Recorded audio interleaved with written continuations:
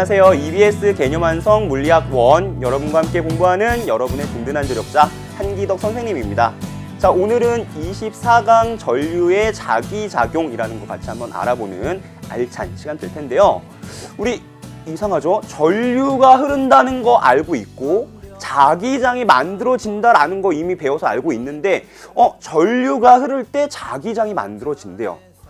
전류는 전하에 의해서 만들어지는 거고 자기장은 자석에 의해서 만들어지는 건데 이 둘이 어떤 관계가 있을까? 어떻게 연결되어 있을까라는 것 같이 이번 시간을 통해서 알차게 알아보도록 할게요. 자, 핵심 키워드 한번 살펴보도록 할까요?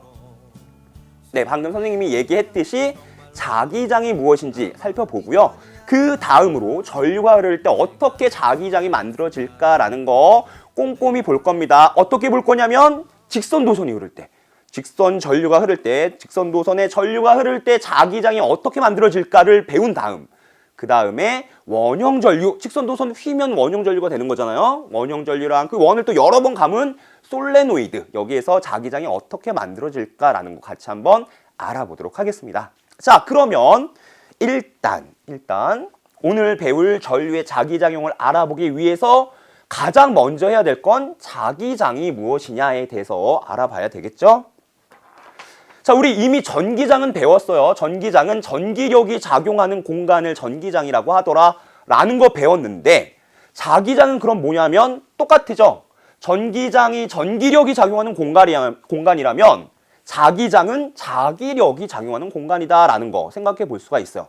자기력이 뭐예요? 여러분, 자석의 N극과 S극은 서로 잡아당기고 N극과 N극은 서로 밀어내는 이런 자기력, 자석에 의해서 나타나는 힘, 자기력이 작용하는 그 공간을 자기장이라고 하는데 전기장과 어떻게 대비되는지 살펴보도록 할게요.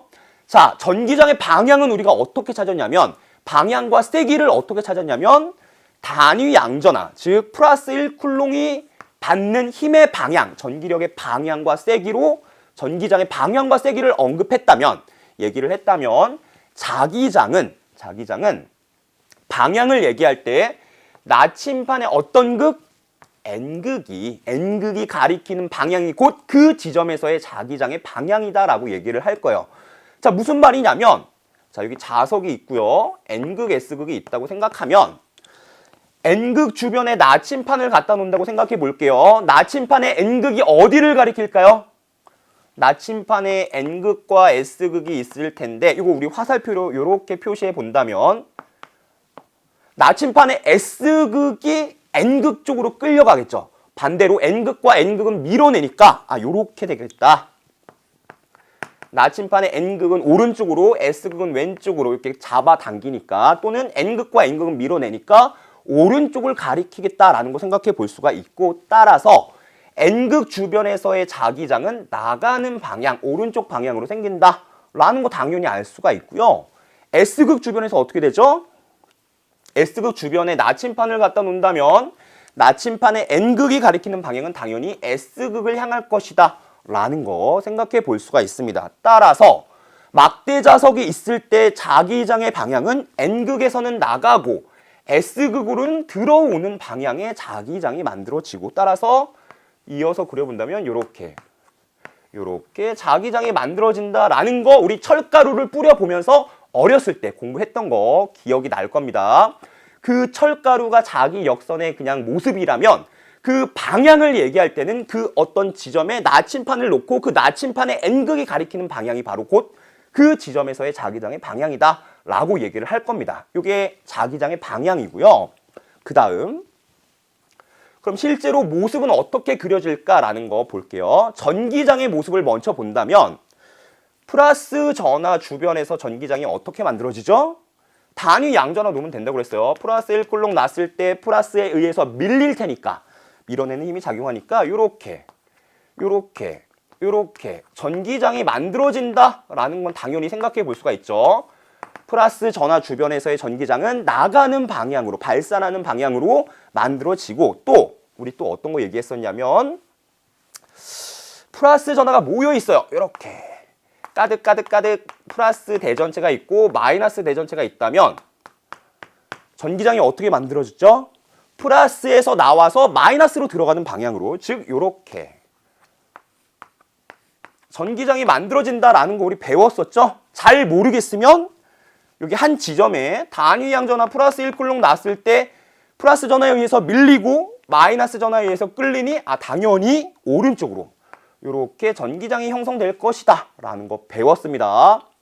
마찬가지로 자기장은 우리 나침반 N극, 우리 자석에서의 N극, S극 주변에 나침판을 놓고 그 나침판의 N극이 가리키는 방향을 쭉 이은다면 그 자석 주변에서의 자기장의 방향을 찾을 수가 있고 그 방향은 N극에서 나와서 S극으로 들어가는 방향을 향하게 된다. 여기 보니까 N극 주변에는 나침판 N극이 왼쪽을, 즉 N극에서는 나가는 방향으로 자기장이 만들어지고 S극 주변에서 나침판의 N극은 왼쪽으로, 즉 S극으로 들어오는 형태의 자기장이 만들어진다. 자기력선을 그릴 수 있다라고 생각해 볼 수 있다는 거죠. 바로 이게 자기장, 자기력선에 대한 개념입니다. 여러분 일단 친숙해지기 위해서 선생님이 설명해 주고 있는 겁니다.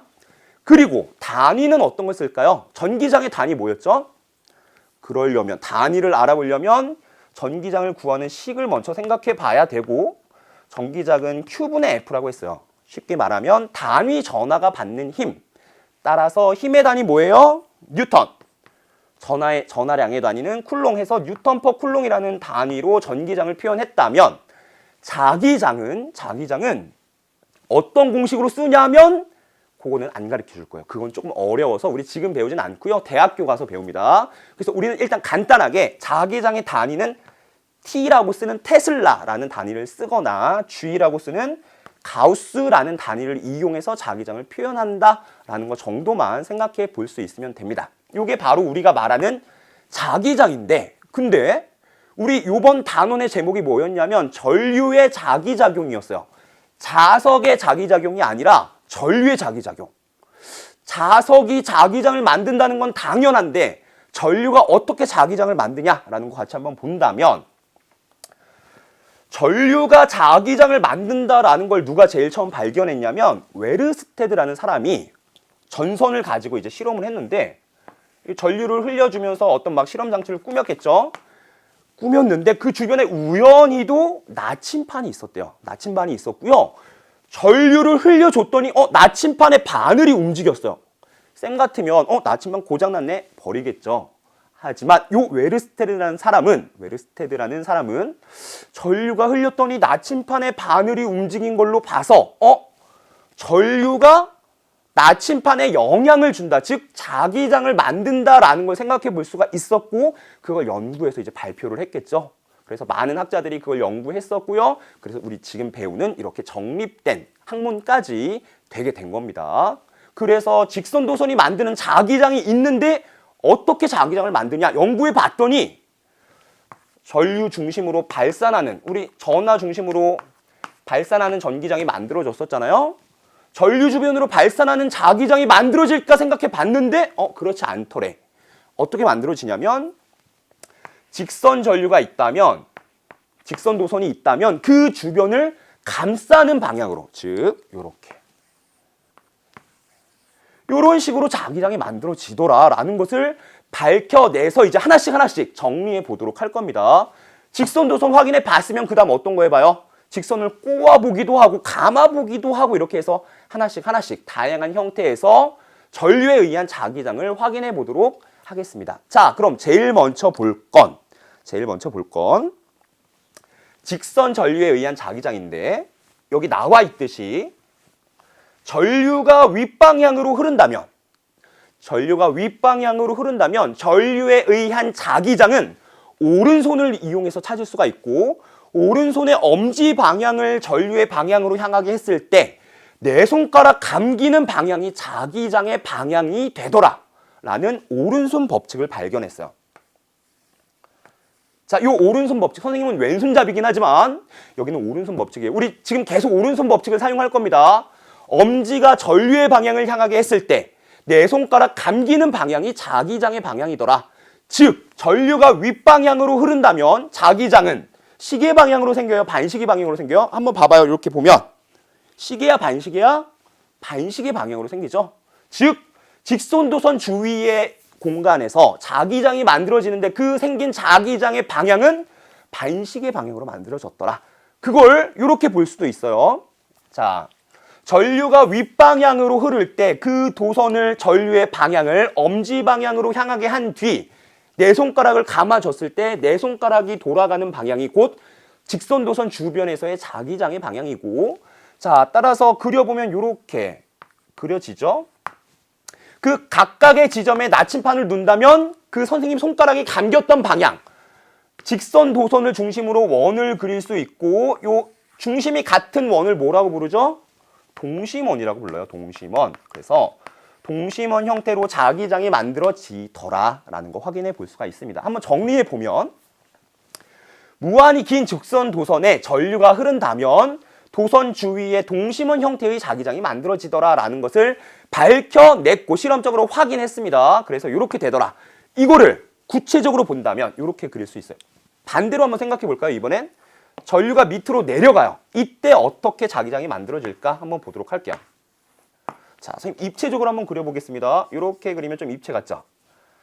이 종이 면을 뚫고 내려가는 방향으로 전류가 흐르더라 라고 했을 때 여기에 나침반을 둔다면 나침반의 바늘이 어디를 가리킬까요?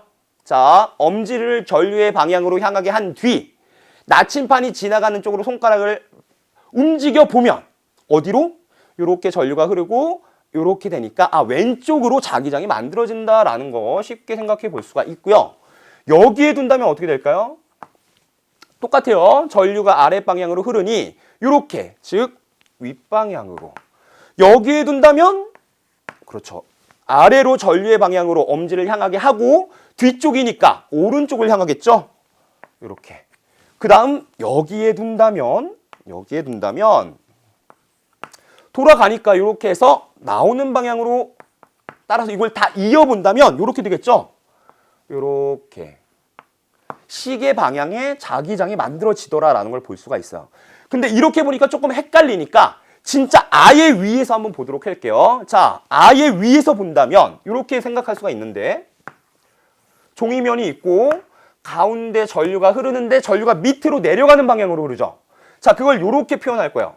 이거를 들어가는 방향이라고 우리가 얘기를 할 겁니다. 들어가는 방향. 자, 우리 칠판을 향해서 들어가는 방향으로 전류가 흐른다라고 볼 수가 있는 거죠. 위에서 본다면 이거 들어가는 방향이고 요거는 나오는 방향이에요. 왜 그러냐면 우리 앞으로 요 기호를 많이 쓸 건데 화살을 생각해 보면 여러분, 화살을 쌤이 그렸어요. 자, 뒤에서 본다면 화살이 어떻게 보여요? 요 뒤에 깃털만 보일 테니까 요렇게 보이겠죠? 그렇죠? 화살을 뒤에서 본다면 화살이 선생님 손가락 쪽으로 뚫고 들어가는 방향이 되는 거니까 요 X라고 보이는 방향은 들어가는 방향이 되는 거고요. 반대로 요쪽에서 왼쪽에서 본다면 요렇게 가서 요쪽에서 본다면 이쪽에서 본다면 화살이 일로 선생님한테 나오고 있죠. 나올 때는 요 앞에 화살 촉 부분이 보이니까 요렇게 그려지고 요렇게. 그렇죠? 요거는 나오는 방향. 다시 자료로 돌아와서 이걸 나오는 방향이라고 얘기를 할 수가 있더라라는 겁니다. 즉 X는 화살 끝부분이니까 들어가는 방향. 그 다음에 이렇게 그린다면 나오는 방향으로 전류가 흐른다라고 얘기를 할 수가 있고, 지금 우리는 요 전류를 밑으로 내려갔던 전류를 위에서 보고 있는 거니까 들어가는 방향의 전류가 흐른다라고 생각할 수가 있고, 이 주변에 나침반을 놓는다면 나침반을 여기다 둔다면 나침반의 N극이 가리키는 방향, 즉 자기장의 방향은 어디를 향할까 생각해 본다는 거죠. 자, 엄지를 어디로 향하게 해야 돼요? 들어가야 되니까 들어가게끔, 칠판으로 들어가게끔 그리고, 그 다음 내 손가락 감기는 방향의 나침반을 화살표 방향으로 그리면 되는 거니까 요 위에서는 이렇게 오른쪽, 그 다음 여기에서는 이렇게 내려가죠. 요쪽 방향. 그 다음 여기에서는 이렇게, 손가락이 잘 안 들어가지만 이렇게 돼서 왼쪽 방향이 되고요. 그 다음으로 여기는 이렇게 해서 위쪽 방향이 되죠. 이렇게 자기장이 만들어진다. 즉 나침반의 N극이 이 방향을 가리키게 되더라라는 거 생각해 볼 수가 있고, 그 다음 여기뿐만 아니라 어디에 있어도 여러분 다 그릴 수가 있어요. 여기에 있다고 하더라도 들어가는 방향으로 전류가 흐르니 내 손가락 감기는 방향으로 자기장, 즉 나침반의 N극이 가리키게 되더라. 따라서 그려보면 요렇게 요렇게 요렇게 요렇게 나침반의 N극이 가리키게 돼서 결국은 직선 도선을 중심으로 동심원을 그리게 되더라. 요렇게 그릴 수 있더라라는 거 생각해 볼 수 있다는 겁니다. 지금 뭐 한 거냐면 직선 도선에 전류가 흐를 때 그 주변에서 자기장은 직선 도선을 중심으로 원의 형태로 나타나고 그 방향은 엄지를 전류의 방향으로 향하게 했을 때 내 손가락 감기는 방향이 곧 자기장의 방향이 된다라는 거 지금 다양한 케이스에서 확인해 본 거고요. 자, 앞으로 가서 방향은 이제 꼼꼼히 봤으니까 여러분 세기는 어떨까에 대해서 궁금하죠? 세기. 자, 세기도 한번 살펴볼게요. 자, 방향은 이제 잘 찾을 수 있을 것 같아. 오른손 법칙에 의해서 엄지가 전류의 방향을 향하게 했을 때 내 손가락 감기는 방향이 자기장의 방향이다라는 건 쉽게 알 수 있는데 세기는 어떻게 세일까라는 궁금증이 생기고 당연히 전류가 흐르면 자기장이 만들어지니까 자기장과 전류는 비례할까요? 반비례할까요? 전류가 많이 흐를 때 자기장이 많이 세게 생기겠죠. 그 말은 곧 자기장, 우리 B라고 표현을 할 건데 자기장은 뭐에 비례하더라? 전류의 세기. 전류의 세기에 비례하더라라는 거 생각해 볼 수가 있고 그 다음 또 영향을 주는 게 뭘까요? 여기 봐봐요. 1번 지점에 있는 것과 2번 지점에 있는 것 중에서 어디가 자기장이 셀까요? 당연히 직선 도선이 자기장을 만드는데 전류가 흐르니까 가까이 있는 것과 멀리 있는 거 어디가 더 자기장이 셀 것 같아요? 가까이 있어야, 그렇죠? 영향권이 가까이 있어야 더 세잖아요, 그렇죠? 따라서 거리에 비례한다, 반비례한다?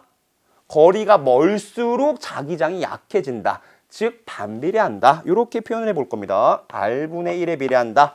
즉 도선으로부터 떨어진 거리에 반비례한다. 도선으로부터 떨어진 거리에 반비례한다라는 것을 확인해 볼 수 있다는 거예요. 자, 이거를 조금 정확하게 써보면 그냥 같이 쓰면 되는 거겠죠? 앞에다가 자기장 B는 떨어진 거리에는 반비례하고 전류의 세기는 비례하는 이러한 형태로 세기를 나타낼 수 있겠다라는 것을 확인해 볼 수가 있었고 실제로 검증해 봤더니 이렇게 됐대요. 자, 그러면 이걸 가지고 많은 시험 문제들이 나옵니다. 어떤 식으로 나오냐면 이렇게, 자, 선생님 한번 그려볼게요. 우리 전화 배울 때, 직선도선에서 전화 배울 때 여기 양전화, 뭐 음전화 있고 전기장이 어디가 0이고 어디가 세고 막 이런 거 배웠었잖아요. 자기장도 똑같은 원리가 적용이 되는데 자, 직선도선에 전류가 요렇게 흘러요. A가 있고 B가 있고 전류가 두 개가 흘러요. 직선도선이 두 개입니다. 이때 영역 1과 영역 2와 영역 3에서의 자기장의 방향과 세기는 어떨까? 한번 알아보도록 할게요. A에 의해서 영역 1은 자기장이 나오는 방향으로 생길까? 들어가는 방향으로 생길까? 자, 오른손 쓰면 된다고 그랬어요. 엄지 방향, 전류의 방향을 향하게 한 뒤 내 손가락 감기는 방향으로 자기장이 만들어지는데 지금 칠판면을 기준으로 한다면 우리 3차원이지만 칠판면을 기준으로 한다면 엄지 방향으로 전류를 향하게 하고 왼쪽 영역은 나오고 오른쪽 영역은 들어가죠. 즉 A에 의해서 1번 영역에는 나오는 방향으로 2번 영역에는 들어가는 방향으로 자기장이 만들어진다. 3번 영역도 당연히 오른쪽이니까 들어가는 방향일 거 아니에요. 3번 영역도 들어가는 방향으로 만들어진다. 누구에 의해서? A에 의해서. 우리 A를 먼저 본 겁니다. 그 다음 B에 의한 자기장도 찾아봐야겠죠. B에 의해서 자기장이 만들어지는데 똑같이 전류의 방향을 향하게 하고 그 다음에 내 손가락 감기는 방향이 자기장이니까 1번, 2번 영역, 즉 도선의 왼쪽에 있는 영역은 다 나오는 방향으로 자기장이 만들어지죠. 따라서 이렇게 나오는 방향, 그 다음 3번 영역은 이렇게 되니까 들어가는 방향에 자기장이 만들어지더라. 즉 B에 의해서 이런 식으로 자기장이 만들어지더라 라는 거. 선생님 앞으로 이렇게 나타낼 거예요. A와 B 두 개의 도선이 있고 그 두 도선에 의한 자기장의 방향을 고려할 때 왼쪽, 오른쪽 A와 B에 의한 자기장의 영향을 두 개 같이 이렇게 표현을 해서 합쳐볼 겁니다. 그러면 1번 영역에서는 자기장이 어떤 방향으로 생겨요? 당연히 나오고 합치니까 나오는 방향으로. 즉 나오는 방향. 2번 영역은 어떨까요? 자, 2번 영역은 A에 의해서는 들어가고 B에 의해서는 나오죠. 따라서 A가 세다면, A에 의한 자기장이 세다면 들어가는 방향으로, B에 의한 자기장이 세다면 나오는 방향으로, 두 자기장이 같다면, 세기가 같다면 어떻게 될까요? 상쇄 되겠죠. 0이 되겠죠? 그래서 여기 2번 영역에서는 자기장이 0인 지점이 있을 것이다 라는 것도 생각해 볼 수가 있네요. 그 다음 3번 영역은 A에 의해서도 B에 의해서도 자기장이 들어가니까 여기는 들어가는 방향으로 자기장이 만들어지는구나 라는 걸 생각해 볼 수가 있습니다. 만약에 전류의 세기가 같다면 A에도 흐르는 전류가 I, B에도 흐르는 전류의 세기가 I라면, 동일하다면 어디에서 자기장이 0이겠어요? 당연히 딱 가운데. 왜냐하면 자기장의 세기 B는 거리에 반비례하고 전류의 세기에 비례한다고 했으니까 A에 의한 자기장 R분의 I로 기술할 수가 있고 B에 의한 자기장도 R분의 I로 기술할 수 있는데 I가 같아요. 따라서 거리도 같으면 자기장의 세기가 같을 거고 방향은 반대라고 방금 찾아봤으니까 자기장이 0인 지점은 여기 딱 가운데에 있을 수 있겠죠. 이렇게 따져볼 수가 있다는 거예요. 자, 지금은 우리 칠판 면을 기준으로 봤다면 이 칠판 면을 위에서 본다고 생각해 볼까요? 여러분 모든 방향으로 생각해 볼 수가 있어야 됩니다. 자, 위에서 본다고 한다면 이렇게 그릴 수가 있겠죠. 자, 한번 그려볼게요. 위에서 본다고 한다면 A와 B에 의한 직선 전류가 흐르고 있는데 위에서 보니까 A도 B도 둘 다 나오는 방향으로 전류가 흐르고 있다라고 그릴 수 있겠죠. 지금 이 그림을 위에서 보고 있는 거예요. 즉 나오는 방향으로 전류가 흐르고 있다. 이렇게 그릴 수가 있고 그 사이의 지점들 여기 우리 PQR이라고 써볼까요? PQR에서 자기장의 방향을 찾아보자라는 거고요. A에 의해서는 어떻게 돼요? 엄지 방향으로 전류가 흐르니 아랫방향으로, P에서는 아랫방향, Q에서는 이렇게 올라가죠? 윗방향. R에서도 마찬가지로 멀긴 하지만 올라가요. 그렇죠? 윗방향이고 B에 의해서는 나오고 있으니까 이렇게 P도 아랫방향, Q도 아랫방향, R은 윗방향이 되더라라는 거. 이렇게 우리가 방향을 고려해 볼 수 있더라라는 거예요. 그러면 만약 문제는 이렇게 나옵니다. 만약 이번에 문제 A와 B가 있는데 이번에는 전류가 EII예요. 둘 다 나오는 방향이고요. A가 2배의 전류가 흘러요. 이때 자기장이 0인 영역은 어디에 있을까? 1번, 2번, 3번. 어디에 자기장이 0인 구간이 있어요? 당연히 방금 봤듯이 자기장의 방향이 반대에서 합치면 0이 될 수 있는 부분은 요 가운데 영역이었죠. 여기 어딘가에 있을 텐데 실제 그러면 자기장이 0인 점을 찾아보도록 할게요. 자, 어딘진 모르겠지만 요 지점에서의 자기장이 0이더라. 여기 B가 있으니까 헷갈리지만 이렇게 자기장이 0인 지점이 여기에 있다라고 생각해 본다면 요 거리가 얼마인지는 잘 몰라요. 그렇죠? 그 거리를 여기를 X, 여기를 Y라고 한번 표현해 본다면 A에 의한 자기장은 이렇게 하니까 윗방향으로, B에 의한 자기장은 이렇게 되니까 아랫방향으로 형성이 되고 이 지점에서 세기는 어떠냐면 A에 의한 자기장의 세기는 거리에 반비례하고 전류의 세기에 비례하니까 즉 이 빨간 화살표의 자기장의 세기는 X분의 2I에 비례한다라고 볼 수가 있고 거리에 반비례하고 전류의 세기에 비례하니까요. 그 다음 B에 의한 자기장의 세기는 Y, 거리, Y에 반비례하고 I에 비례하죠. 즉 Y분의 I로 쓸 수 있을 것이다 라는 거 생각해 볼 수 있어요. 왜냐하면 방금 얘기했듯이 B는 R분의 I에 비례하니까 그렇더라. 즉 떨어진 거리분의 전류의 세기 이렇게 기술할 수가 있고 요 지점에서의 X만큼 떨어져 있으니까 X분의 2I, 요 지점 Y만큼 떨어져 있으니까 Y분의 I, 이 값이 어때야 된다고요? 같아야 된다고요. 그래야 자기장이 0이 될 수가 있고 X분의 2I와 Y분의 I가 같아지니 똑같이 I 없어지고 Y 곱해줘. 요 곱한 게 같잖아요. 그렇죠? 따라서 X는 2Y가 되더라. 계산된 거예요. 자, 이거를 이 표에서 본다면, 이 그림에서 본다면 요 x값이 2y라는 거고, 아하. 전류의 비가 2대 1일 때 자기장이 0인 영역은 당연히 가운데가 아니라 여기서 2대 1인 그 지점. 당연하죠. 여기 가운데에 있다면 A가 전류가 많이 흐르니까 자기장이 세서 0이 될 수가 없어요. 당연히. 따라서 A로부터 조금 멀어지면 전류가 셌으니까 자기장이 좀 약해지고, 대신 B에 의한 자기장이 조금 세지면서 자기장이 0인 구간이 있을 수 있겠죠. 그 지점이 여기 2대 1인 구간 그 사이에 있더라 라는 거 여러분 생각해 볼 수 있습니다. 문제 이렇게 나와요. 이해 가죠? 이런 식으로 직선도선이 여러 개가 있을 때 그 자기장의 방향과 세기를 더할 수 있느냐 없느냐의 형태로 문제가 많이 출제가 되고 있고, 따라서 전류에 의한 자기장의 방향은 오른손 법칙으로 찾을 수 있고, 전류에 의한 자기장의 세기는 B는 R분의 I에 비례한다. 요 식을 통해서 확인해 볼 수 있더라라는 거 여러분 꼭 명심하고 넘어가야 됩니다. 이렇게 직선도선에 의한 자기장을 살펴봤고요. 그럼 다음으로 살펴볼 건 당연히 뭐예요? 직선도선을 동글게 말면 원형도선이 되겠죠? 원형도선에 의한 자기장을 한번 살펴보도록 하겠습니다. 자, 원형 전류에 의한 자기장 볼게요. 자, 직선도선을 둥글게 구부려 만든 원형도선, 그 중심에서의 자기장.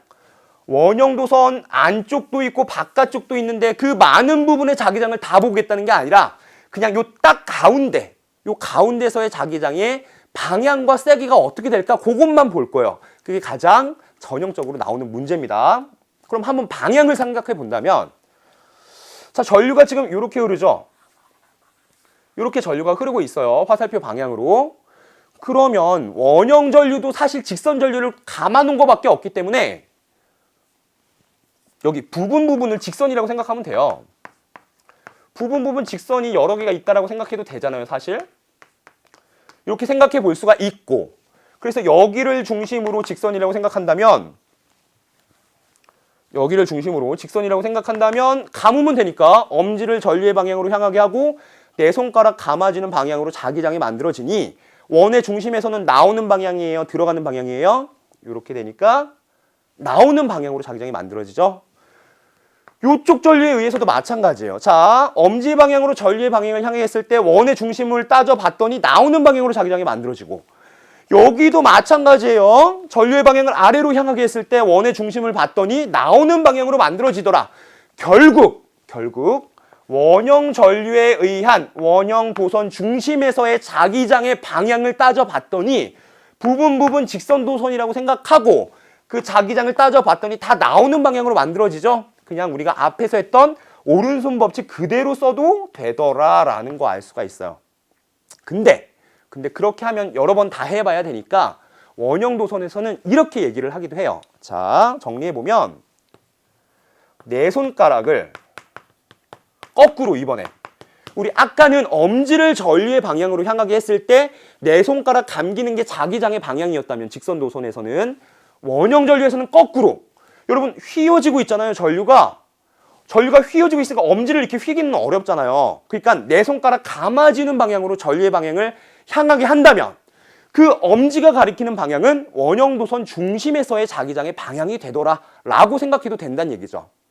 자, 아까는 직선도선에서는 엄지의 방향으로 전류의 방향을 향하게 했을 때 내 손가락 감기는 방향으로 자기장이 만들어지더라 라는 걸 봤다면, 원형도선에서는 거꾸로 그냥 해도 돼요. 각각 부분 직선도선으로 해도 되고 거꾸로 생각해도 됩니다. 원형도선 감기는 방향으로 내 손가락을 감았을 때 엄지가 가리키는 방향이 바로 원형도선 중심에서의 자기장의 방향이 되더라 라는 거. 정리해보면 내 손가락이 전류의 방향으로 감아졌을 때 엄지가 가리키는 게 뭐다? 엄지가 가리키는 것은 원형도선 중심에서의 자기장이다. 중심에서 자기장의 방향이 되더라 라는 거 여러분 정리해 볼 수가 있습니다. 원형도선에서는 이렇게 오른손 법칙을 변형시켜서 생각해 봐도 되겠다라는 것도 여러분 생각해 볼 수가 있습니다. 그러면 나침반을 놓으면 어떻게 될까요? 부분 직선도선이라고 생각하고 생각해 봐도 되고, 그렇죠? 그리고 아니면 그냥 원형 전류가 이렇게 내 손가락 감아지는 방향으로 전류가 흐를 때 엄지가 가리키는 방향이 자기장의 방향이니 나침반의 N극은 나오는 방향, 즉 이쪽 방향을 향하고 있다라는 거 우리 쉽게 확인해 볼 수가 있네요. 물론 주변에서의 자기장의 방향도 물을 수 있지만 그렇게는 사실 시험 문제로는 잘 안 나오고요. 여기 중심에서의 자기장의 세기와 방향이 가장 많이 나오고 있습니다. 자, 방향 봤으니까 이번에 뭐가 궁금해요? 세기가 궁금하죠. 당연히 원형도선 중심에서의 자기장의 세기가 궁금한데 자기장 B는 뭐에 비례할까요? 전류가 흘러서 자기장이 만들어지니 당연히 전류에는 비례 반비례 비례한다라는 거 알 수가 있고, 그 다음 원의 반지름에는 어떤 영향을 받을까요? 반지름이 크단 얘기는, 원이 크단 얘기는 도선으로부터 거리가 멀다란 얘기죠. 거리가 멀다란 얘기는 자기장이 약해졌다는 얘기죠. 즉 원의 반지름에는 반비례하더라라는 거 생각해 볼 수가 있어요. 이거를 그냥 같이 표현해 보자면 이렇게 반지름에는 반비례하고 전류의 세기에는 비례하더라. 자, 여기다 의미를 써본다면 원형도선의 반지름에는 자기장이 반비례하고 그 다음 전류의 세기는 비례하더라. 즉 전류가 셀수록 원형도선 중심에서의 자기장의 값은 증가하고 반지름이 작을수록 원형도선 중심에서의 자기장은 증가하겠죠. 근데 이 형태를 보니까 아까 직선도선에서도 B R분의 I에 비례했었고 R은 직선도선으로부터 떨어진 거리였고 떨어진 거리였고 그 다음에 이 I는 전류의 세기였어요. 근데 지금 이 모습을 보니 비슷해요. 같아요. 그쵸? 그러면 직선도선이 만드는 자기장과 원형도선이 만드는 자기장 같은 거예요? 그렇진 않죠. 요 앞에 비례상수가 다를 수 있어요. 당연히 다르게. 누가 더 셀까? 원형도선이 더 셀 거예요. 똑같은 거리라면. 왜? 원형도선은 이렇게 된 건데 여기가 만드는 자기장이 있고 여기가 만드는 자기장이 있고 여기가 만드는 자기장이 다 더해져서 이 원형도선 중심에서의 자기장을 만드는 거잖아요. 그렇죠? 상대적으로 그래서 원형도선 중심에서의 자기장 똑같은 거리라면 당연히 원형도선이 만드는 자기장이 원형 중심에서 더 클 거예요. 근데 요게 딱 요 값이 는은 아니니까 비례상수가 다르니까 요거랑 같게 생각하면 안 돼요. 여러분 가장 많이 하는 실수인데 원형도선이 만드는 자기장도 거리에는 원형도선의 반지름 거리에는 반비례하고 전류의 세기와는 비례하는 형태가 되고 직선도선도 마찬가지 떨어진 거리에는 반비례하고 전류의 세기는 비례하는데 그 값의 비례상수가 다르기 때문에 그냥 더해버리면 안 된다라는 거 여러분 주의해야 돼요. 그래서 어떤 문제가 나오냐면 이런 문제가 나와요. 자, 여러분들이 잘 알고 있는지를 물어보기 위해서 이런 형태의 문제를 많이 출제해요.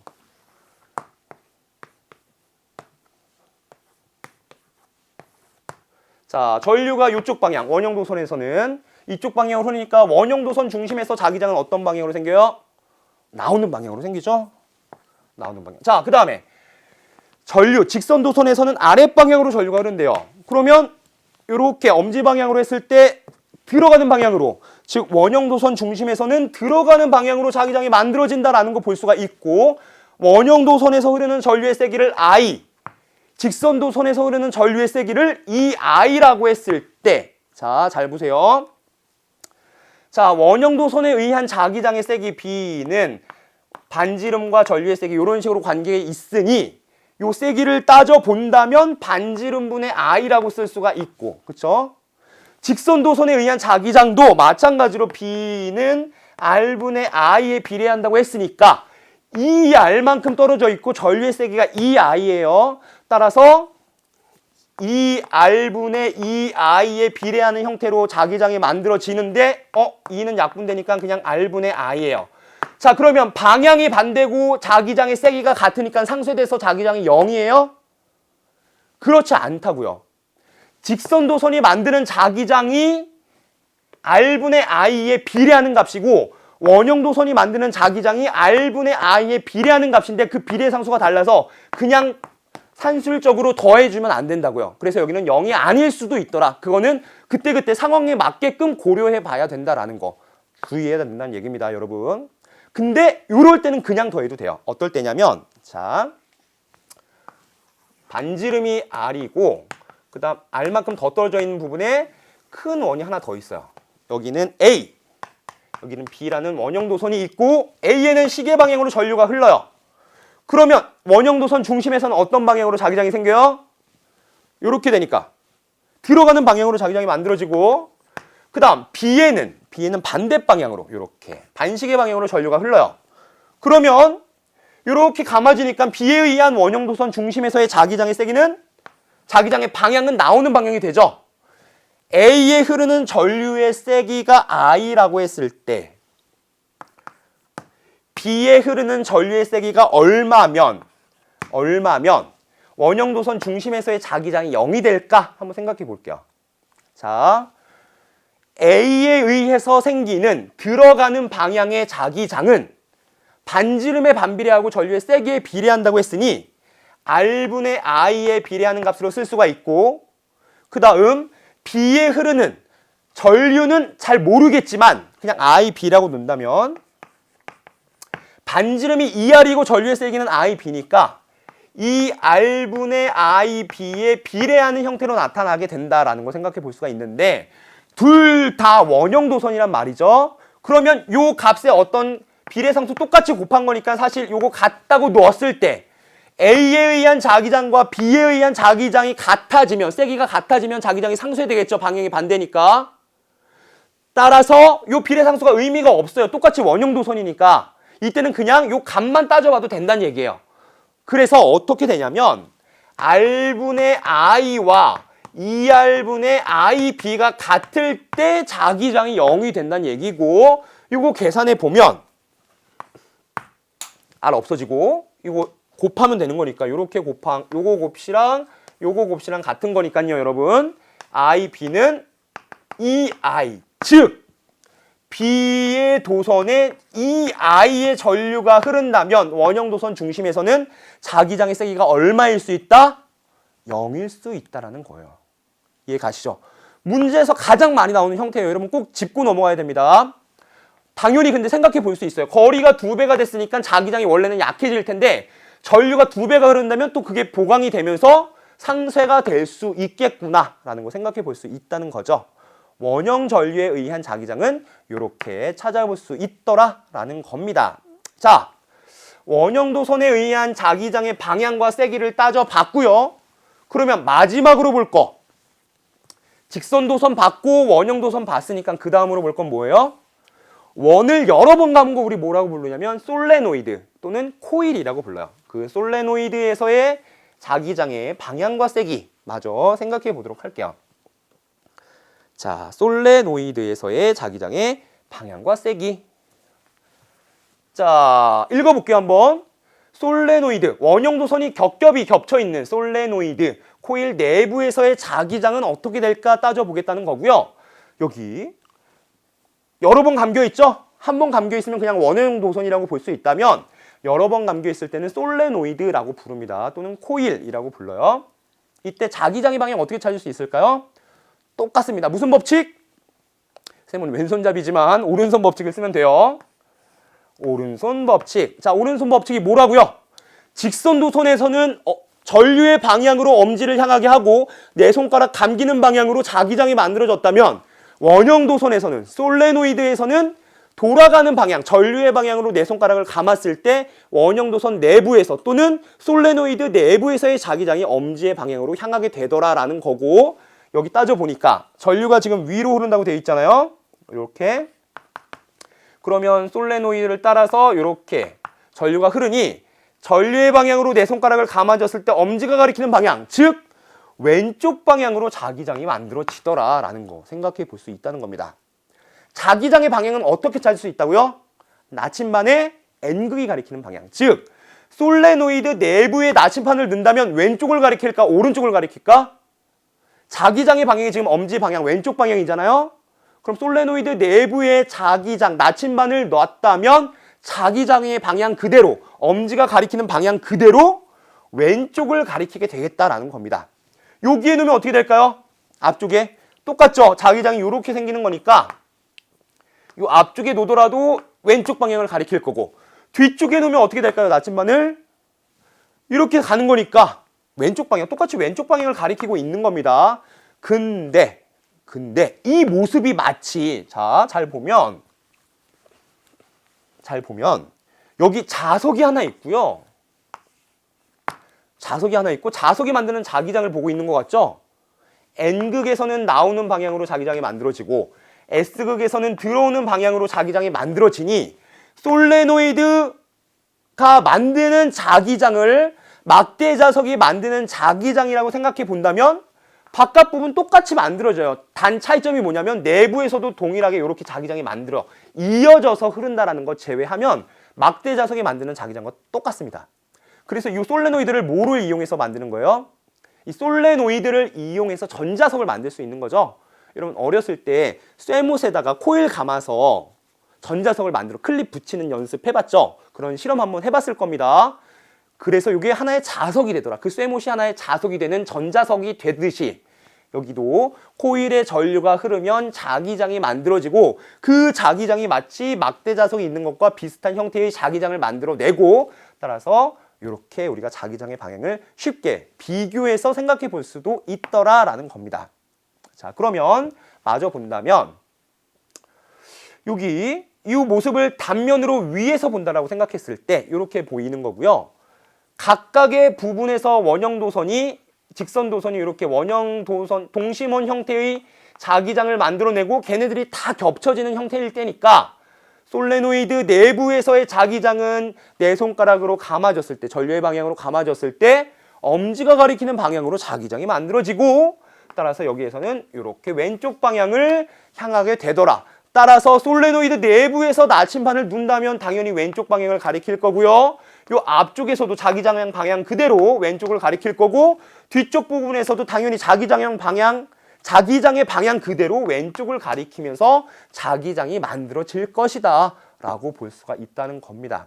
방향은 쉽게 찾을 수 있어요. 오른손 법칙으로. 자, 오른손 법칙 다시 정리해보면 자, 내 손가락이 무슨 방향? 내 손가락이 전류의 방향으로 감아졌을 때 엄지가 가리키는 방향이 뭐라고요? 엄지는 솔레노이드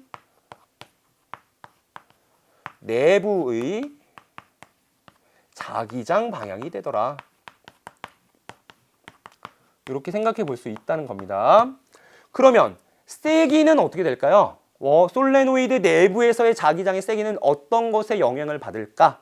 라는 궁금증이 생기는데 당연히 전류에는 어떻게 될까요? 자기장의 세기는 뭐에 영향을 받을까? 전류가 셀수록 강한 자기장이 만들어진다. 전류에 의해서 모든 지점에서의 자기장이 점점 세지면서 전체적인 자기장이 증가하겠죠.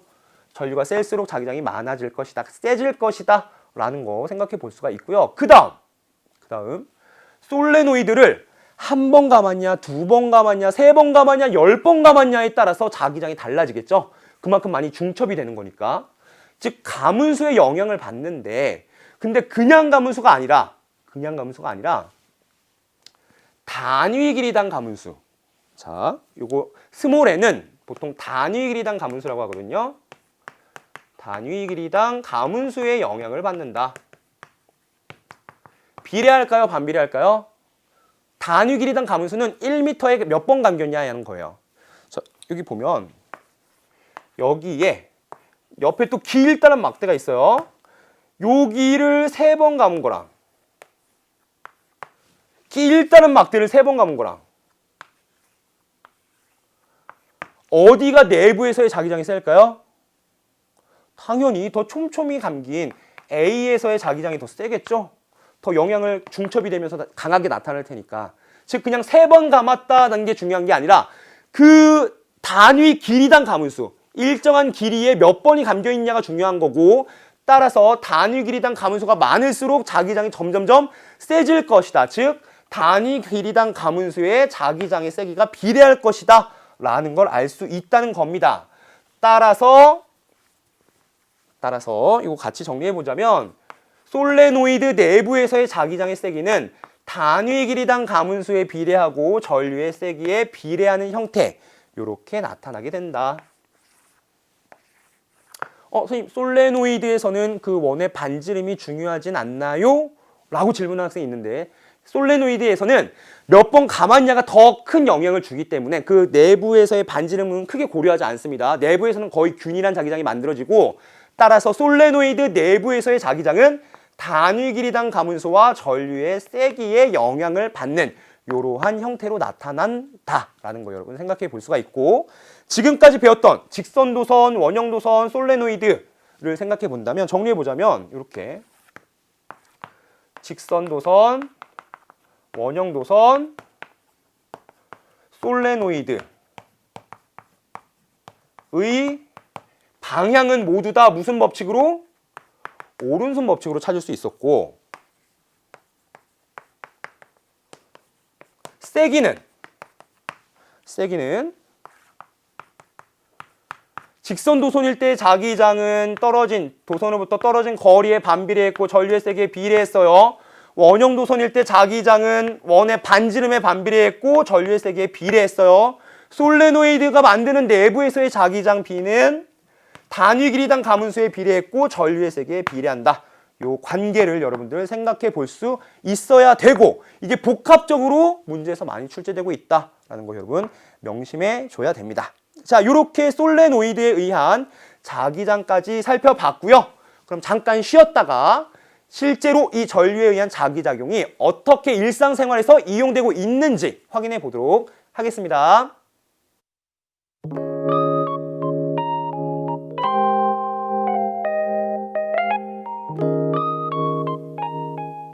자, 우리 지금까지 직선도선, 원형도선, 솔레노이드가 만드는 자기장의 방향과 세기를 따져봤었습니다.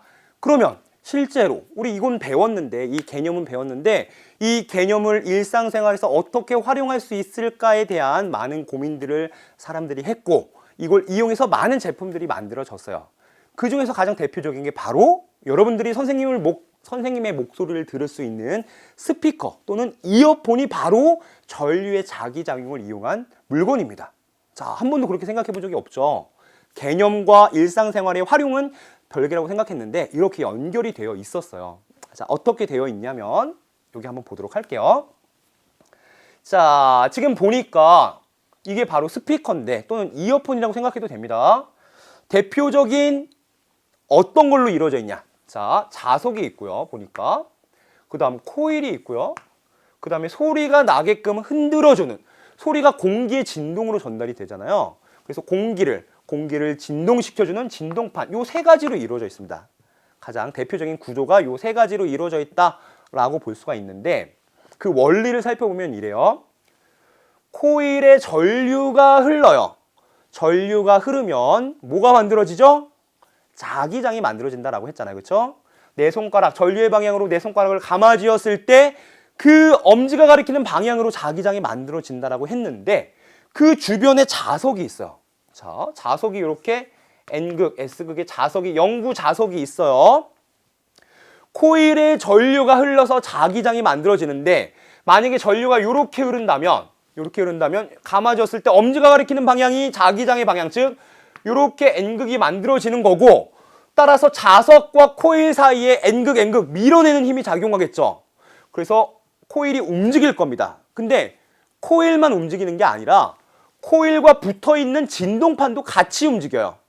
자, 그리고 전류의 방향이 반대가 되면 즉 전류가 이번에는 이쪽 방향으로 아까 이렇게 갔었다면 이번엔 이쪽 방향 이렇게 전류가 흐른다면 자기장이 이렇게 오른쪽으로 만들어지고 따라서 오른쪽이 N극, 왼쪽이 S극이 만들어지면서 N극과 S극, 자석과 코일 사이에 인력이 작용하면서 자석이 코일을 잡아당겨요. 근데 코일만 움직이는 게 아니라 어떻다고요? 붙어있던 진동판도 같이 움직인다고요. 따라서 코일에 흐르는 전류의 방향에 의해서 또는 전류의 세기에 의해서 자석과 코일 사이에 작용하는 힘이 계속 바뀌고 진동하게 되고 코일만 진동하는 게 아니라 붙어있던 진동판도 같이 진동하면서 그 진동판이 공기를 진동시키고 공기의 진동이 바로 여러분들한테 귀에 고막을 진동시켜서 소리가 들리게 되는 거죠. 그 원리가 바로 스피커에서 작용되고 있는 원리입니다.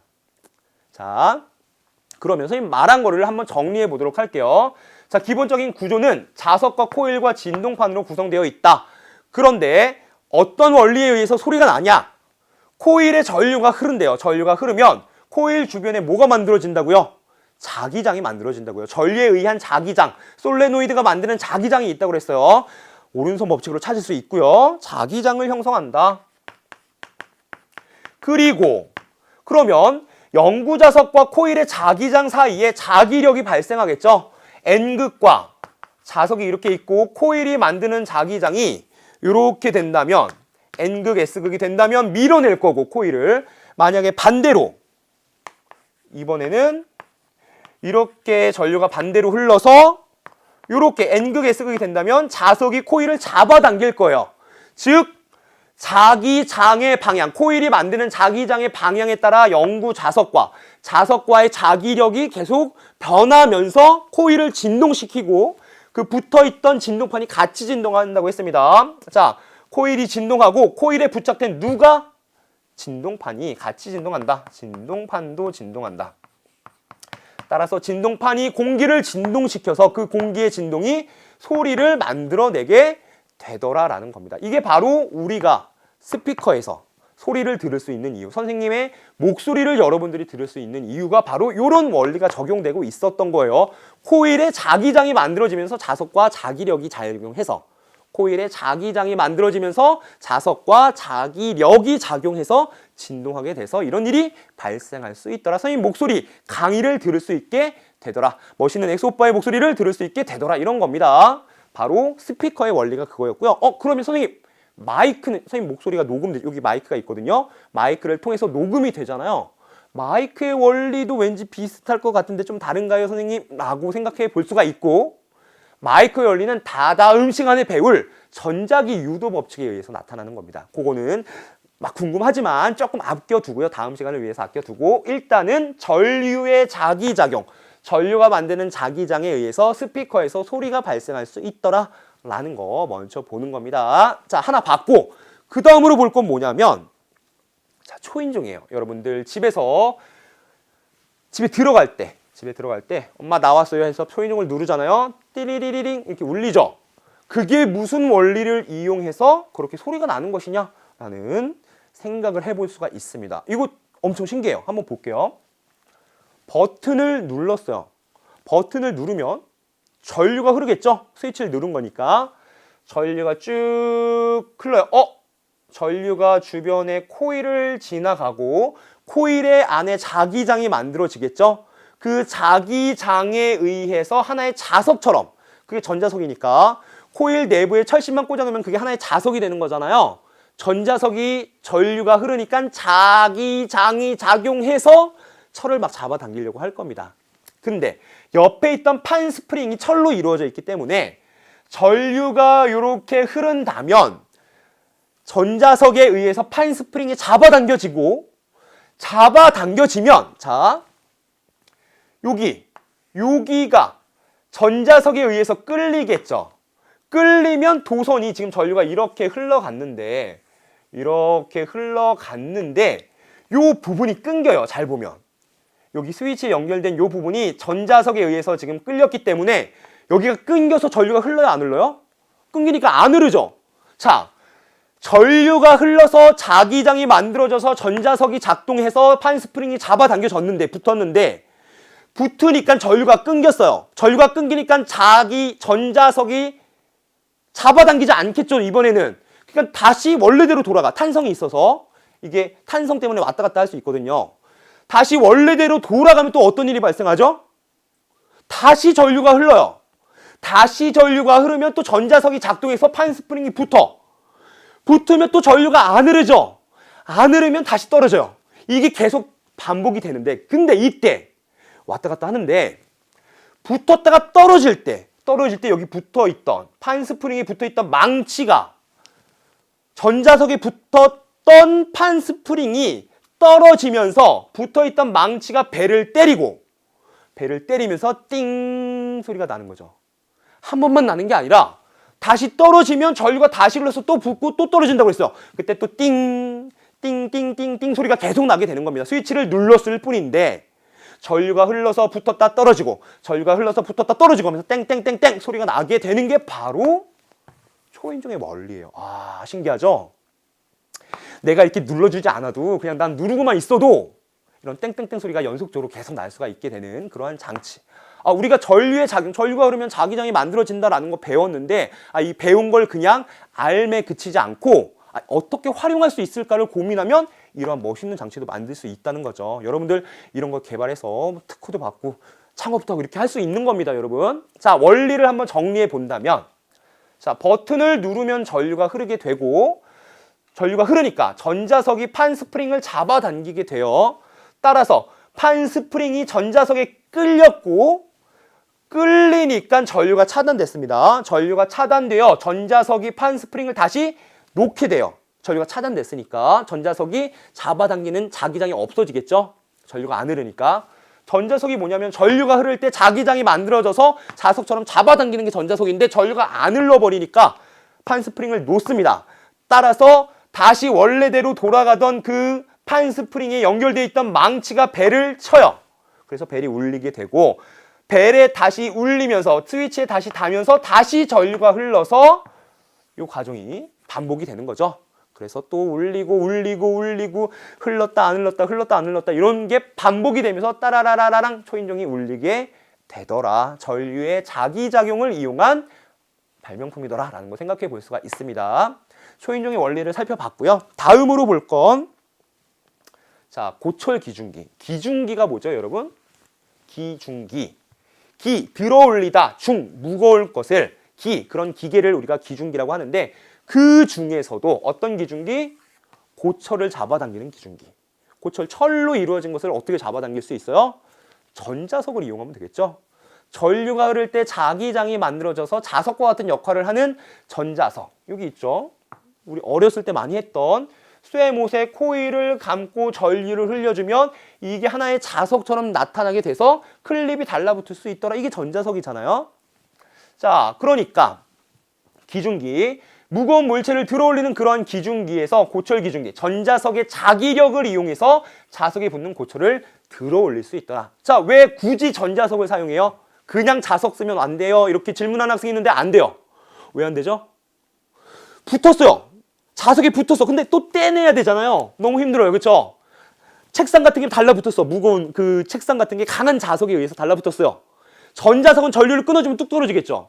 근데 자석은 계속 붙어 있을 거 아니에요. 내가 떼줘야 된다면 이게 힘들어요. 그래서 전자석을 이용하면 편리하게 사용할 수 있더라라는 거고요. 자, 그 원리를 한번 따져본다면 전류가 흘러요. 전류가 흐르면 전자석이 작동하죠. 따라서 고철을 들어 올려 자기력 때문에 잡아당기게 되고 고철을 들어 올려 원하는 장소로 이동시킨 다음에 전류를 차단시키면 뚝 떨어지게 되더라. 전류가 차단되면 전자석의 작동이 멈추고 고철이 떨어져서 고철을 분리수거하기 쉽겠죠? 그러한 장치를 고철 기중기라고 합니다. 전류의 자기작용을 이용하게 되는 거고 대표적으로 전류가 흐를 때 자기장이 만들어져서 자석과 같은 역할을 하게 되는 전자석을 이용한 장치더라 라는 거 여러분 생각해 볼 수가 있고요. 다음으로 볼 건 아직은 운행하진 않지만 언젠가 탈 수 있을 거라고 기대하는 자기부상 열차. 자, 자기부상 열차는 자기력을 이용해서 부상하는 떠오르는 열차예요. 자, 무슨 일이 발생하는지 한번 볼게요. 자, 전자석이 자기력에 의해 열차를 레일 위로 띄우면 자, 기차가 쭉 지나가면 마찰이 있잖아요. 근데 떠서 가면 레일과 닿는 부분이 없는 거죠. 닿는 부분이 없으니까 마찰이 없고 엄청 빠르게 갈 수 있단 말이죠. 에너지 손실도 없어요. 즉 마찰이 발생하지 않도록 운행하는 열차를 자기부상 열차라고 하는데 어떤 원리에 의해서 얘가 떠오를 수 있을까 한번 본다면 여기 그림으로 살펴보도록 할게요. 자, 열차가 있는데 그 밑에 어떤 장치가 있대요. 그 장치를 잘 보면 이게 제일 중요한 건데 여기 레일이 있고요. 레일이 있고 그 밑에 전자석이 있어요. 그 전자석과 기차가 이렇게 연결되어 있습니다. 열차가. 그 위로 이렇게 무거운 열차가 이렇게 떠받쳐 있는 거고요. 자, 전자석에 전류가 흐르면 자기장이 만들어져서 지금 여기 코일이 있는 거고 코일에 전류가 흐르면 자기장이 만들어져서 자석과 같은 전자석의 역할을 하게 되는 거고 전류가 흘렀을 때 전자석의 역할을 할 때 철로 된 레일을 잡아당기겠죠. 자, 요 전자석이 레일을 잡아당기면서 고정되어 있는 레일을 잡아당기면서 붙으려고 얘가 떠오를 겁니다. 근데 전자석만 떠오르는 게 아니라 전자석과 기차가 붙어 있으니까 같이 이렇게 떠오르겠죠. 기차가 부상하게 되는 겁니다. 열차가 부상하게 이렇게 떠 있게 되고 그때 여기 센서가 있어요. 여기 부상할 수 있는데 이 갭 센서라는 게 있고요. 그 갭 센서를 이용해서 특정한 거리를 맞춰주는 역할을 해요. 자, 여기 거리를 측정해서 만약에 기차가 조금 떠 있었어요. 조금 더 띄우고 싶은데 조금 떠 있었어. 그러면 전류를 어떻게 해주면 돼요? 전류를 증가시키면 자기장이 증가할 거고 더 강한 자기력에 의해서 기차가 더 떠오를 수가 있겠죠. 그렇게 되고 그 다음에 너무 많이 붙었어. 그럼 사고 날 것 같아요. 그럼 어떻게 하면 돼요? 전류를 좀 덜 흐르게 해서 자기장을 약하게 한다면 조금 내려가게 되겠죠. 중력 때문에. 즉 기차에 작용하는 중력과 전자석에 의한 자기력에 평형을 이루게끔 해서 기차를 띄워서 운행하는 열차, 바로 이게 자기부상 열차더라라는 거 우리 생각해 볼 수 있습니다. 이것도 마찬가지로 전자석을 이용한, 즉 코일에 전류를 흘려주어서 자기장을 만들어서 그 자기장을 이용하여 자기력을 이용하여 만든 열차가 바로 자기부상 열차가 되겠습니다. 자, 그럼 그 원리를 한번 정리해 본다면, 자, 전류가 흐르고 전자석의 자기력에 의해 레일과 어떤 힘이 작용해요? 레일과 붙으려고 해요? 떨어지려고 해요? 전자석이 되니까 철로 된 레일을 잡아당기겠죠? 붙으려는 힘, 잡아당기는 힘이 작용하더라. 따라서 열차가 부상, 떠오르게 되고 갭센서, 여기에 있는 갭센서라는 것이 부상 공급, 떨어진 거리를 측정해서 부상 제어기에 보내게 되면 그 부상 제어기에서 전자석의 세기 또는 전류의 세기를 조절해요. 전자석의 세기. 사실 전자석의 세기를 전류를 통해서 조정하는 거고요. 전자석의 세기를 조절하여 부상 공급을 약 8mm 정도. 되게 짧죠? 그 정도 간격으로 띄워서 열차를 이동시키는 그러한 기술을 자기부상 열차라고 합니다. 자, 조만간 볼 수 있으면 좋겠고요. 이것도 마찬가지로 자기장을 만들어, 전류가 만드는 자기장을 이용해서 이러한 것도 할 수가 있겠다라는 거 생각해 볼 수가 있고요. 다음으로 볼 거, 자, 그 다음으로 볼 거 마지막입니다. 자, 하드디스크에 정보 저장을 할 때도, 하드디스크가 뭐예요?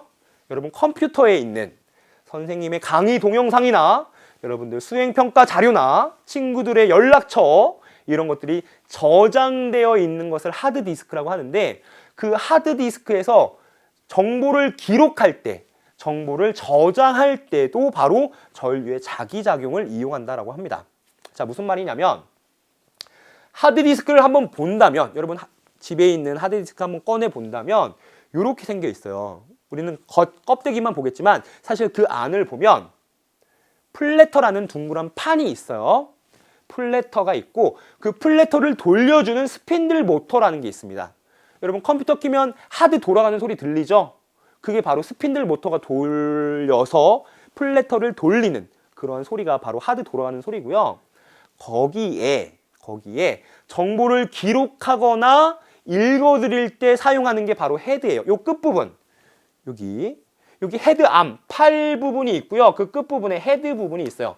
요 헤드를 이용해, 머리가 우리 사람의 가장 끝부분에 있잖아요. 그렇죠? 그 헤드 부분을 이용해서, 끝부분을 이용해서 정보를 읽고 쓰고 하는 겁니다. 자, 그게 하드디스크의 기본적인 구조인데 어떻게 정보를 기록하냐? 요게 바로 헤드예요. 요게 헤드 암이고요. 암이 뭐예요? 우리 팔 영어로 암이라고 하잖아요. 그렇죠? 암. 맞나요? 잘 모르겠네요. 그렇죠? 자, 그리고 요게 뭐냐면 플래터에 그 둥그런 원판에 뭐가 있냐면 산화철 가루가 얇게 코팅되어 있어요. 산화철이 뭐냐면 강자성체라고 하는데 우리 뒤에서 다시 한번 정확히 배울 건데 자기장이 걸리면 그 산화철 가루가 작은 나침판이라고 생각하면 돼요. 자기장에 따라서 나침판이 움직이죠. 마찬가지로 플래터에 얇게 발라져 있는 그 산화철이 자기장에 의해서 정렬을 해요. 나침판 바늘이 움직인다고 생각하면 돼요. 근데 한번 정렬된 산화철 가루는 그 정렬된 상태를 그대로 유지한대요. 흐트러지면 여러분 정보를 저장하는 의미가 없죠. 열심히 노트 정리했는데 그게 다음날 지워져 있다고 생각하면 노트 정리할 필요가 없는 거잖아요. 컴퓨터에 자료를 저장했는데 그 정렬되어 있는 산화철이 흐트러진다면 그렇게 할 필요 없는 거잖아요. 그렇죠? 쓸 수가 없어요. 근데 다행히도 산화철이라는 것은 나침판 같은 것은 쫙쫙쫙 배열된 상태를 그대로 유지하는 성질을 갖고 있고 그 성질에 의해서 정보가 딱딱딱 그대로 저장되어 있는 형태로 보관이 될 수 있다라는 거고요. 플래터에 얇게 입힌 요 산화철 가루들이 헤드 주변을 돌아가요. 스핀들 모터에서 돌려주니까 플래터가 돌아가게 되고 플래터가 돌아가면서 그 위에 얇게 있는 산화철 가루들이 돌아가게 됩니다. 헤드 주변을 돌아가게 돼요. 근데 헤드 부분에 전류가 흐르면 뭐가 만들어진다고요? 자기장이 만들어진다고요. 자기장이 만들어지고 그 자기장에 의해서 나침반이 움직이듯 요 작은 산화철들이 움직이게 돼요. 그리고 그 움직인 배열, 정렬된 상태를 그대로 유지하게 돼서 정보를 저장할 수 있더라. 하드디스크에서 정보를 저장시키는 원리는 바로 헤드에 전류가 흘러서 그 전류가 만드는 자기장에 의해서 산화철이 정렬할 수 있더라 라는 겁니다. 자, 한번 정리해보면 일단 구조는 플래터, 얇은 판, 강자성체인 산화철이 표면에 덮여있는 그 판을 플래터라고 하고 그 플래터를 돌려주는 역할, 스핀들 모터라는 게 있습니다. 그리고 그 플래터에 저장되어 있는 정보를 읽어드리거나 또는 정보를 저장시키는 그 녀석이 바로 헤드라는 것이다. 정보를 저장하거나 재생시키는 것을 하는 역할을 하는 걸 헤드라고 합니다. 자, 원리를 정리해 본다면 전자석으로 이루어진 누가? 어디에? 헤드에 전류가 흐릅니다. 전자석, 즉 전류가 흘렀을 때 자기장이 만들어진다고 했잖아요. 여기 헤드에서도 마찬가지로 전류가 흐를 때 자기장이 만들어지면서 그 자기장에 의해서 산화철이 정렬할 수 있다고 했어요. 즉 전자석으로 이루어진 헤드에 전류가 흐르게 되고 전류에 의한 자기장의 방향대로 누가? 플래터의 산화철 입자가 배열, 정렬하게 되고 이때 정렬된 산화철 입자는 곧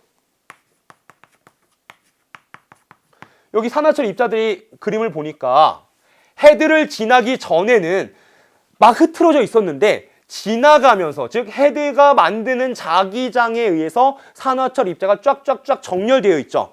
이렇게 빨간색 기준으로 본다면 뭐 이런 식으로 정렬되어 있습니다. 이렇게 정렬되어 있는 상태가 산화철 입자는 곧 디지털, 우리 디지털이 뭐냐면 0과 1, 이진법으로 나타나는, 이진수로 나타내는 정보가 디지털 정보잖아요. 즉 디지털 방식으로 0, 1, 1, 0 이런 식으로 정보가 저장되어 있는 형태다라고 볼 수 있어요. 산화철이 위로 아래로 이런 식으로 정렬되면서 그 산화철의 배열 자체가 디지털 방식으로 저장된 정보를 나타낼 수 있구나라는 거 볼 수 있다는 겁니다. 이렇게 하드디스크에서 전류의 자기작용을 이용해서 정보를 저장하게 되더라. 이게 바로 정보가 됩니다. 이렇게 되더라라는 거 여러분 정리해 볼 수 있다는 거죠. 자, 그러면 우리 전류의 자기작용 기본적인 원리와 일상생활의 활용을 배웠으니까 그거 적용된 문제들 어떤 식으로 문제가 출제되는지 한번 살펴보도록 할게요. 자, 처음으로 볼 건 당연히 내신 기출문제 1번부터 봐야겠죠. 자, 문제를 보니 스피커가 나와 있고 스피커는 전류의 자기작용에 의해서 전기 신호가 소리 신호로 전환되는 장치다라는 거 우리 방금 봤었어요. 그러면 우리 문제를 직접 풀어보도록 하겠습니다. 1번, 그림은 전기 신호를 소리로 전환하는 스피커의 내부 구조를 나타낸 것이다. 이에 대한 설명으로 옳은 것만을 보기 위해서 있는 대로 옳은 것은 자, 기억. 코일에 흐르는 전류는 교류이다. 자, 교류라는 건 플러스 마이너스가 계속 바뀌는 거고 직류라는 건 일정한 요런 게 직류죠. 근데 만약에 직류라면 코일에 흐르는 전류가 바뀌지도 않고 플러스로 일정한 직류라고 한다면 전자석에 의해서 지금 자석에 의해서 코일의 자기장이 만들어지는데 그 자기장이 일정할 거예요. 전류가 일정하니까. 그러면 코일을 밀어내거나 잡아당기거나 한 상태로 그대로 있을 거예요. 진동하지 않는다는 얘기죠. 교류라면 밀어내기도 하고 잡아당기기도 하고 막 진동을 시킬 겁니다. 진동을 시켜야 공기가 진동하게 되겠죠. 즉 교류가 흘러야 스피커에서 소리가 발생할 수 있더라. 기억 보기 맞네요. 그쵸? 다음 니은. 코일에 전류가 흐르면 주위에 자기장이 형성된다. 전류가 흐를 때 자기장이 만들어지고 직선도선, 원형도선, 솔레노이드 다 살펴봤었습니다. 니은 보기 당연히 맞는 설명이 되는 거고요. 디귿. 코일과 자석은 항상 당기는 힘이 작용한다. 아니죠. 코일에 흐르는 전류의 방향에 의해서 자기장의 방향이 정해지고 그 주변에 옆에 있는 자석의 자기장과 코일의 자기장이 N극, N극이라면 밀어낼 거고 N극, S극이라면 잡아당길 거죠. 즉 언제나 당기는 힘, 언제나 밀어내는 힘은 아니에요. 전류의 방향에 의해 생기는 자기장의 방향에 의해 잡아당기느냐 밀어내느냐가 정해질 수 있더라. 진동할 수 있더라 라는 거죠. 디귿 보기 틀렸네요. 정답 따라서 기억과 니은 4번이 되는 걸 확인해 볼 수가 있습니다. 이렇게 문제에서 활용돼서 나올 수가 있는 거고요. 2번 문제 한번 볼게요. 2번 문제를 보니 자, 옳은 거 찾는 거죠. 이런 거 일단 보기 다 하나씩 봐야 될 겁니다. 꼼꼼히. 우리는 지금 정답을 맞추는데 초점이 아니라 문제를 통해서 개념을 정확히 이해하고 있는지 아닌지 확인하는 데 더 초점이 있으니까 꼼꼼히 보면서 내가 아는 거, 모르는 거 체크하는 그러한 연습이 될 수 있었으면 좋겠고요. 2번 문제. 전류가 흐르는 도선이 만드는 자기장에 대한 설명으로 옳은 것은 1번. 직선 도선 주위에는 직선과 나란한 직선 형태의 자기장이 형성된다라고 되어 있는데 직선 도선이 만드는 자기장은 엄지 방향으로 전류의 방향을 향하게 했을 때 내 손가락 감기는 방향으로 자기장이 만들어진다. 즉 자기장은 이렇게 만들어진다. 요거 우리 동심원의 형태로 만들어진다라고 했었어요. 근데 보기 1번은 지금 뭘 얘기하고 있냐면 전류가 이렇게 흐를 때 나란한 형태로 자기장이 만들어진대요. 즉 이렇게 자기장 만들어져요? 아니죠. 이렇게 아니라고 그랬어요. 이렇게 만들어진다. 자연은 이렇게 생겨 있었던 거예요. 왜? 잘 몰라요. 자, 근데 실험을 통해서 확인해 봤더니 이렇게 생겨 있었더라 라는 것을 확인해 봤고 따라서 1번은 틀린 설명이 되겠네요. 2번. 자기장의 세기는 무한히 긴 직선 도선으로부터 거리에 반비례한다. 자, 자기장의 세기는 거리에 반비례하고 전류의 세기에 비례하니 2번 보기는 맞는 설명이 되겠네요. 거리에 반비례한다고 했으니까 2번 보기는 맞고요. 다음 3번. 원형전류 중심에서의 자기장의 세기는 전류에 반비례한다. 자, 원형전류 중심에서의 자기장의 세기 B는 원의 반지름 R에 반비례하고 전류의 세기 I에 비례한다라고 했었습니다. 전류에 반비례한다. 아니죠? 비례하잖아요. 그렇죠? 그래서 틀렸고 비례한다가 맞습니다. 다음 4번. 솔레노이드 내부의 자기장의 세기는 도선의 가문수에 반비례한다. 솔레노이드 내부의 자기장의 세기는 단위 길이당 가문수와 전류의 세기에 비례하더라 라는 얘기 했었고 단위 길이당 가문수가 많을수록 촘촘히 감겨 있을수록 솔레노이드 내부에서의 자기장이 세지는 거니까 도선의 가문수에 반비례한다가 아니라 정확히 쓰면 단위 길이당 도선의 가문수에 비례한다라고 써야 맞는 설명이 되는 거겠죠. 그래서 4번 틀렸고 5번. 직선도선에 흐르는 전류의 세기가 작을수록 자기장의 세기는 증가한다. 직선도선이 만드는 자기장은 거리에 반비례하고 전류의 세기에 비례하니 전류의 세기가 작을수록 자기장도 작아지겠죠. 자기장의 세기는 증가가 아니라 감소한다 라고 해야 맞겠죠. 5번 틀렸네요. 틀리고 맞았고 틀리고 틀렸으니까 맞는 거 찾는 옳은 거 찾는 2번이 정답이 되겠다라는 거 쉽게 확인해 볼 수가 있습니다. 자, 이렇게 우리 전류의 자기작용을 하나씩 꼼꼼히 보고 있고요. 다음으로 볼 건 3번.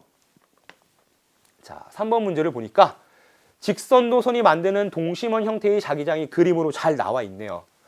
전류가 위쪽 방향으로 흐르니까 자기장은 무슨 방향으로? 반시계 방향으로. 위에서 봤을 때 이렇게 되니까 반시계 방향으로 자기장이 만들어진다라는 것도 우리 확인해 볼 수가 있고요. 근데 문제에서 원하는 건 뭐냐면 그림은 평면에 수직으로 놓인 도선에 전류가 흐르는 것을 나타낸 것이다. 직선 도선으로부터 같은 거리, 지금 A, B, C, D, E가 모두 같은 거리에 있는 지점이네요. 같은 거리에 있는 A부터 E 지점 중 자기장의 세기가 가장 약한 지점을 쓰시오라고 했습니다. 자, 직선 전류가 만드는 자기장의 세기 B는 R분의 I에 비례하니 거리가 모두 같고 어차피 전류는 동일한 전류가 흐르고 있으니까 자기장은 A, B, C, D, E 모두 같다 라고 하면 안 돼요. 자, 왜 안 되냐면 요게 있어서 그래. 이거 뭐죠? 동, 서, 남, 북이죠. 자, 전류 안을 넣어도 나침판 어디 가리키고 있어요? 우리 지금 북방부에 사니까 우리가 살고 있는 대한민국은 북방부에 있으니까 어딜 가리키고 있어요? 북극을 가리키고 있죠. 자, 기본적으로 전류가 안 흐르고 있어도 나침반 바늘이 지금 여기를 향하고 있을 거예요. 북극을. 이렇게. 그쵸? 근데 전류가 자기장을 만드니까 지구에 의한 자기장과 전류에 의한 자기장을 합쳐서 합친 방향으로 나침반이 가리키고 있을 거란 말이죠.